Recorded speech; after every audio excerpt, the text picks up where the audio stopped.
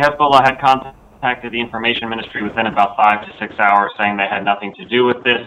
I would echo what Paula said. Really, nobody wants a second front to open up, but certainly this will only raise tensions, and it just shows the frustration, really, not only in Lebanon, but across the Arab world. You have to keep in mind that this is a country that has a huge Palestinian diaspora. Many of them live in these sprawling camps across of southern Lebanon, and it seems as though 6 days ago, a group affiliated with the Palestinians in some way, shape, or form fired those rockets, and certainly up until this point today, that seems to be what would logically be the most obvious outcome. What we're hearing on the ground here from the Lebanese army is that 2 rockets were fired from southern Lebanon into Israel.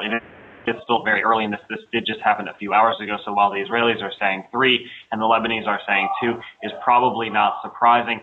But as you said, Monia, the real question is who fired these rockets? One thing we can tell you immediately is that the fact that we're talking about 1 or 2 or 3 or maybe even 4 rockets is probably a good indication that this was not Hezbollah. Hezbollah has an arsenal in the thousands of rockets, to be sure. This is something that Israel has said in the past. So for it to be single rockets is probably a sign of Palestinian frustration coming out of southern Lebanon at this point. Monia? Cal, give us a bit of perspective here. On the one sense, how realistic is it to think that something would be going on within those refugee camps in southern Lebanon that Hezbollah wouldn't really know about it?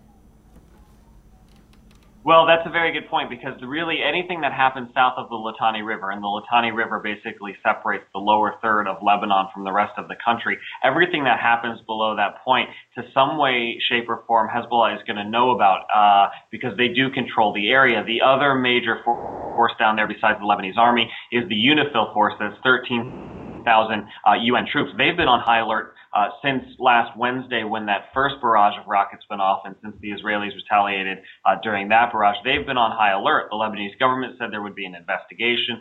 They would try to find out who fired these rockets. No individuals at this point, no names have come to our attention of anybody that's been detained or found to do that. But certainly Hezbollah is the presence in southern Lebanon, and we're talking about a formidable army here. So it would be hard to imagine to a certain extent that this could have happened certainly without their knowledge after the fact. Whether or not it happened to their knowledge before the fact is something that's obviously very key, and probably something that we'll be able to gauge based on how strenuously Israel responds to this rocket attack.